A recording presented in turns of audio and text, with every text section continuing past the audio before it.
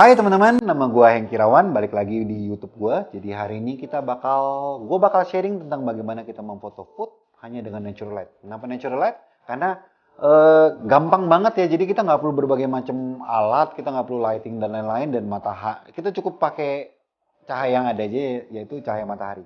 Gimana prosesnya? Yuk. Jadi pada saat kita memfoto food, salah satu elemen-elemen dan orang gitu kali ya. Yang paling penting itu sebenarnya adalah satu food stylist. Jadi hari ini gue bersama Tirza di sini sebagai food stylist kita. Nah, hari ini gue bakal sharing tentang bagaimana kita memfoto apa nih? Puding. Jadi puding injar gitu ya. Eh Gue udah siapin berbagai macam props yang bakal kita pakai hari ini. Dan hari ini gue juga bakal shoot dengan menggunakan kamera gue yang biasa, yaitu Sony A7R4 dan lensa 90 mm makro. Jadi gue suka banget pakai 90 mm makro pada saat gue shoot produk maupun food segala macam, karena ketajamannya dan kita bisa dapetin detail yang benar-benar bagus banget dengan lensa 90 mm makro. Yang gue juga tether ke laptop supaya gue bisa langsung lihat hasilnya. Dan satu lagi gue ada alat baru satu, yaitu gue pakai Holyland Mars 400S. Apa sih gunanya? Jadi kalau biasanya kalau gue shoot itu kan gue langsung shoot dari kamera yang muncul langsung ke laptop. Tapi terkadang pada saat kita punya klien atau kita berhubungan dengan stylist gitu, akan amat sangat repot kalau misalkan dia melihat dia setting di sini, kemudian dia balik lihat ke kamera atau ke laptop, kemudian dia balik lagi setting sini, mungkin tidak akan sulit. Jadi hari ini gue menyiapkan satu buah TV di sini yang langsung terkonek ke kamera gue. Nah biasanya kalau kita konekin dari kamera ke TV menggunakan HDMI itu kan perlu kabel yang panjang banget gitu kan. Jadi dengan Holyland Mars 400S ini jadi nggak perlu karena dia punya HDMI wireless di mana itu langsungnya hasilnya akan langsung muncul secara real time. Jadi semua yang langsung Tirza styling di sini akan langsung terlihat di TV. Jadi kita bisa dapat langsung frame-nya semuanya yang benar-benar sesuai dengan apa yang kita mau.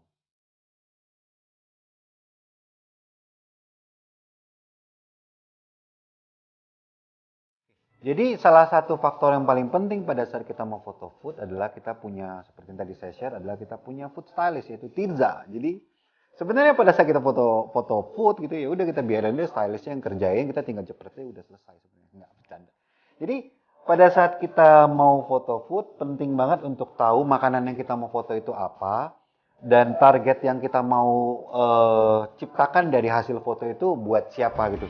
Jadi kalau misalkan dari puding hari ini kita sudah bakal tahu bahwa target market dari puding ini sebenarnya kan lebih ke keluarga, mungkin anak-anak yang sukanya lucu-lucu. Jadi kita akan perlu untuk bikin foto yang mungkin lebih nuansa, lebih terang, lebih homey. Jadi makanya hari ini kita akan foto dengan natural light supaya semuanya akan jadi lebih terang. Kemudian kita pakai alasnya, yaitu ini alas foto yang marmer, banyak sebenarnya dijual di mana-mana, yang sifatnya memang lebih terang. Jadi dari sana kita akan tahu color scheme yang akan kita mau pakai sebenarnya apa. Jadi kalau misalnya kita lihat pudingnya berwarna lebih ke arah krem, kita akan pakai sesuatu yang punya nuansa yang warna sama, yaitu warna coklat, warna-warna soft dan lain-lain. Nah, dari situ barulah kita beranjak ke arah framing. Bagaimana menentukan framing yang benar adalah pada saat kita mau foto food sebisa mungkin kita akan mengisi frame-nya. Jadi kita bisa lihat kalau di sini tadi Tirza sudah menstyle layout yang mau kita ciptakan, yaitu hasilnya kira-kira seperti ini. Kita sudah bisa melihat bahwa elemen puding dengan berbagai rasa karena Tirza sudah memasukkan mungkin dari coklat, mungkin dari apa ya, regal atau mungkin dari kopi atau mungkin dari Oreo. Jadi dari sana kita bisa memberikan info kepada orang yang melihat foto sebenarnya ini punya rasa apa aja gitu. Jadi kita berangkat dari sana untuk menambahkan props yang dibutuhkan. Jadi setting kamera yang akan gue pakai adalah gue akan selalu menggunakan ISO terendah yaitu ISO 100. Kemudian untuk menciptakan bokeh yang belakangnya blur-blur gitu biar kesannya lebih keren, gue akan pakai di f28. Kemudian shutter speed akan gue sesuaikan dengan kondisi cuaca yang ada sekarang yaitu 1/15. Jadi kalau misalnya kita sudah pakai shutter speed serendah itu, kita tidak akan sulit sekali kita memfoto dengan handheld.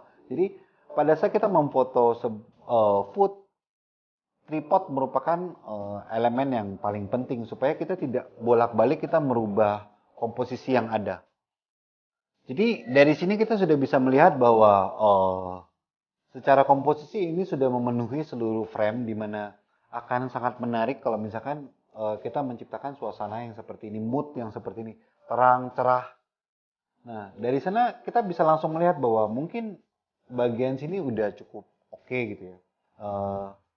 Fokusnya kita ambil ke arah puding yang bagian tengah, di mana bagian depan dan bagian belakangnya kita akan sedikit blurkan, karena itu saya pakai f28. Tapi kita bisa lihat bahwa mungkin bagian di sini sedikit kosong. Jadi makanya penting banget untuk kita tahu sebenarnya komposisi akhir itu bakal seperti apa. Makanya Holy Land ini akan amat sangat berguna banget buat teman-teman yang pengen foto dan langsung lihat hasilnya seperti apa, itu bisa membantu banget. Jadi dari sini kita bisa langsung mengarahkan stylist, mungkin kita bantu, Tirza bisa bantu mungkin isi sebelah sini dengan something. Nah, tinggal bagian sini aja. Oke. Mungkin kayaknya regalnya mungkin agak sedikit diberantakin kali ya, jadi nggak terlalu rapi. Nice banget. Oke, nice. Jadi kira-kira seperti itu. Mungkin susunya bisa agak dimajuin. Dari sana kita udah bisa langsung dapat komposisi yang kita mau seperti apa. Setelah itu barulah kita mulai foto. Oke, fokus, kemudian kita tinggal foto. Nah, mungkin teman-teman bisa lihat bahwa di sini gue menggunakan timer. Jadi pada saat gue memfoto sesuatu dengan natural light seperti ini, gue akan lebih prefer untuk menggunakan timer. Di sini gue menggunakan timer 5 detik supaya tidak terjadi shake pada saat gue memencet tombol shutter. Karena gue saat ini menggunakan 1/15 dan amat sangat rentan untuk shake. Jadi dari sini kita sudah bisa langsung lihat hasilnya juga di layar. Dan kita akan coba untuk teliti apa yang kira-kira kurang. Nah, di foto ini kita sudah bisa melihat bahwa, oh, secara komposisi ini sudah oke, full memenuhi. Tapi mungkin agak sedikit kekurangan cahaya di sini, mungkin bagian sini agak sedikit gelap. Nah, bagian sanalah yang pelan-pelan kita akan lihat dan kita perbaiki bagian yang kita rasa masih kurang. Contohnya dengan saat ini kita akan perlu menambahkan cahaya di bagian sini. Bagaimana caranya? Kita akan coba cari benda yang bisa memantulkan cahaya, yaitu dapat piring. Jadi contohnya kita dapat bisa menggunakan piring ini untuk memantulkan cahaya. Jadi kalau misalkan kayak kita di sini, kita bisa lihat bahwa kelihatan bahwa di situ cahayanya akan berubah. Karena kita akan memantulkan cahaya yang datang dari sebelah sana untuk mengisi bagian yang sebelah sini. Jadi apabila kita taruh piring yang sebelah sini, kita akan tinggal foto lagi.